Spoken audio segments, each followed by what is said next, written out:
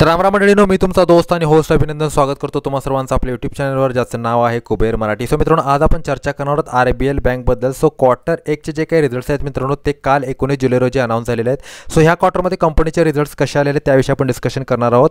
So पुढे जाण्याची तुम्हा सर्वांना कळकळीची विनंती मित्रांनो, चॅनलवर नवीन असाल सो चॅनलला सबस्क्राईब करा, व्हिडिओला लाईक करा आणि आपल्या जास्तीत जास्त मराठी बांधवांपर्यंत हा व्हिडिओ शेअर करा, कारण तुमच्या भावाला तुमच्या सपोर्टची नितांत गरज आहे.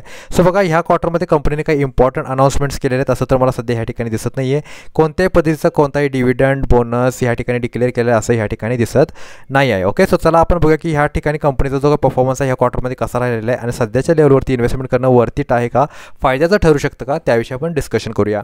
3,441 कोटींचा रेव्हेन्यू होता मित्रांनो. आता ह्या मार्च क्वार्टरमध्ये 3,476 कोटीचा रेव्हेन्यू होता. सो डेफिनेटली जर बघितलं तर रेव्हेन्यूमध्ये थोडीशी हलकीशी घसरण आपल्याला पाहायला मिळते. जून 2024मध्ये 3,496 कोटींचा रेव्हेन्यू होता. सो डेफिनेटली रेव्हेन्यूमध्ये मित्रांनो जून क्वार्टरच्या पॉईंट ऑफ व्ह्यूने आणि आता जर तुम्ही बघितलात तर काहीसुद्धा ह्या ठिकाणी ग्रोथ आपल्याला पाहायला मिळत नाही आहे. हलकीशी मित्रांनो ह्या ठिकाणी काय पाहायला मिळते, उलट घसरणच आपल्याला पाहायला मिळते.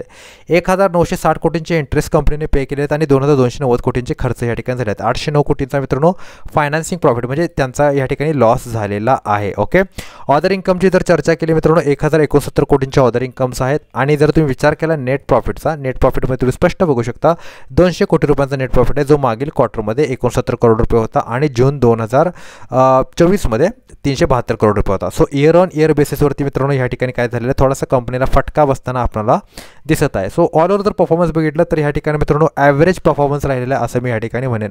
ओके, सो आता जर तुम्ही बघितलं कंपनीच्या लेवल जर तुम्ही सध्या भेटले ह्याच्यामध्ये काही इम्पॉर्टंट मुद्दे आहेत मित्रांनो, ते इम्पॉर्टंट मुद्दे तुम्हाला समजून घेणं फार जास्त महत्त्वाचं आहे. कॉन्टिजंट लायबिलिटी बघू शकता, 97,000 कोटींच्या आसपासची कॉन्टिजंट लायबिलिटी आहे.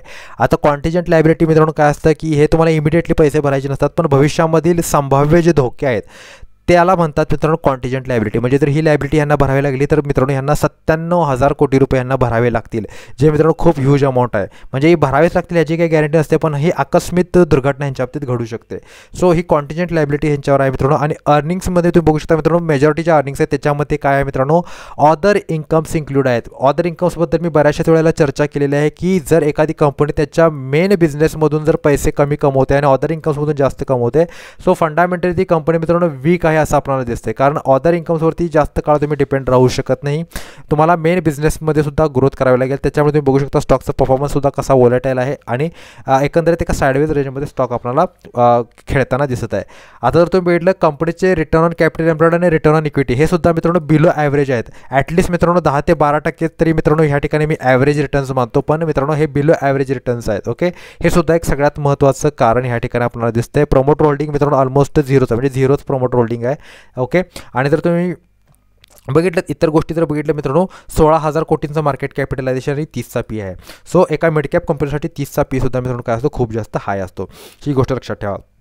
सो ह्या सगळ्या कारणामुळे मित्रांनो स्टॉकचा परफॉर्मन्स आपल्याला काय दिसतोय, साईडवेज दिसतोय. ह्याच्यामध्ये काही इन्व्हेस्टमेंट करण्यासाठी सध्या तरी मित्रांनो मला काही म्हणजे स्पेशल गोष्टी तरी ह्यामध्ये दिसत नाही आहेत. एक ॲव्हरेज स्टॉक आहे मित्रांनो, ह्याच्यामध्ये काही जास्त रिटर्नची तुम्ही भविष्यामध्ये अपेक्षा करू शकाल असं मला तरी वाटत नाही. हां, स्विंग ट्रेडिंगच्या पॉईंट ऑफ व्ह्यूने जर हा स्टॉक खरेदी करणार असाल का थोडीफार 5-6% मोमेंटम झाली विकून जर तुम्ही बाहेर पडणार असाल, सो डेफिनेटली तुम्ही एक बॉटमवरती हा स्टॉक खरेदी करू शकता. पण इन्व्हेस्टमेंटच्या पॉईंट ऑफ व्ह्यूने ह्यामध्ये काही पोटेन्शियल दिसत नाही आहे. सो आशा करतो हा व्हिडिओ तुम्हाला आवडला असेल. भेटतो पुढील व्हिडिओमध्ये. तोपर्यंत good bye, take care and good time. Thank you very much all of you.